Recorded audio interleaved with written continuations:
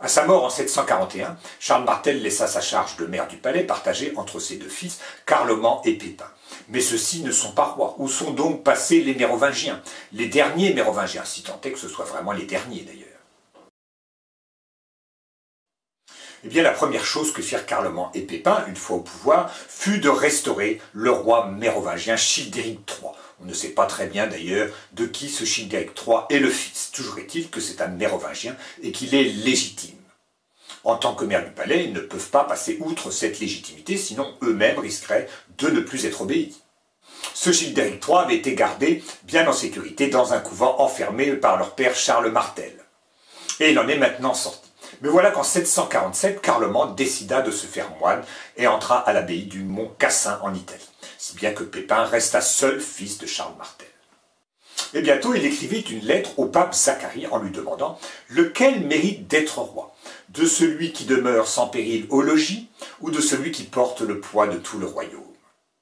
Quand on pose la question comme ça, la réponse paraît évidente. Elle ne l'est pas du tout. Et d'ailleurs, cette réponse, elle ne doit pas venir du pape en théorie, mais de l'empereur, car le royaume des Francs fait toujours partie, au moins en principe, de l'Empire romain. Toutefois, jusqu'ici, le pape avait toujours favorisé les Francs parce qu'ils n'étaient pas ariens parmi les rois barbares.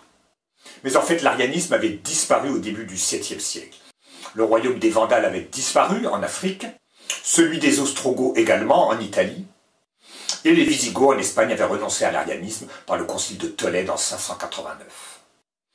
Mais le pape est confronté à un autre danger, c'est l'invasion des Lombards. Les Lombards sont des nouveaux venus dans les grandes invasions, on est même après le temps des grandes invasions, et ce sont des Germains beaucoup moins romanisés que les précédents barbares.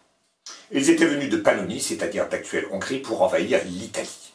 Et en Italie, il y a Rome, il y a donc le pape, il est menacé par ces Lombards. Mais ce n'est pas tout, le pape a aussi des conflits avec l'empereur.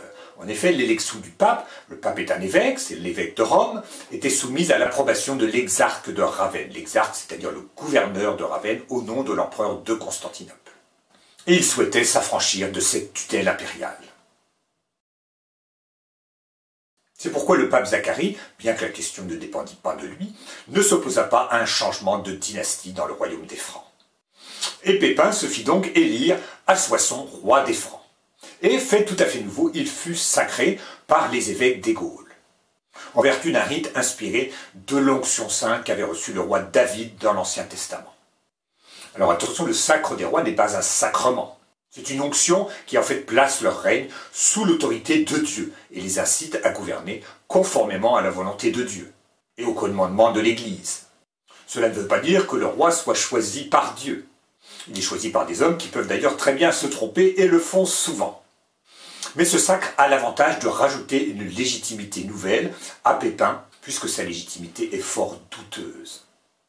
En effet, le roi des Francs, c'est Childéric III que Carloman et Pépin venaient de restaurer. Et que fit Pépin de ce roi mérovingien? Eh bien, il le fit tondre et enfermer de nouveau dans un monastère. Finalement, on y est très bien. Mais les papes n'ont peut-être pas agi ainsi entièrement gratuitement. En effet, Étienne II, le successeur de Zacharie, demanda l'aide de Pépin pour combattre donc les Lombards qui avaient envahi l'Italie en 568. Et en échange de ses services, il vint sacrer Pépin, cette fois en la basilique Saint-Denis, être sacré par un pape, c'est quand même le cran du dessus.